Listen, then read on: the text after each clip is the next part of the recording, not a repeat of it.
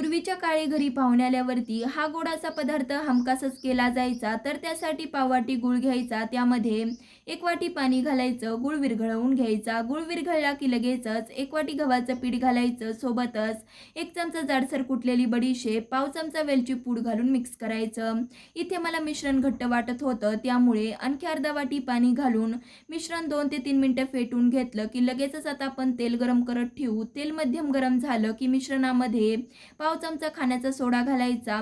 आणखी 2 ते 3 मिनिटं मिश्रण फेटून घ्यायचं. नंतर गॅसची आच मंद करून छोटे छोटे असे गुलगुले सोडून मंद आचेवरती तळून घ्यायचे.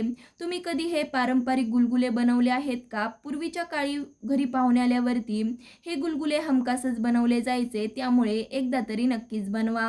तर पुन्हा भेटूयात अशाच एका नवीन रेसिपीसह. त्याआधी चॅनलला लाईक, शेअर, सबस्क्राईब नक्कीच करा. धन्यवाद.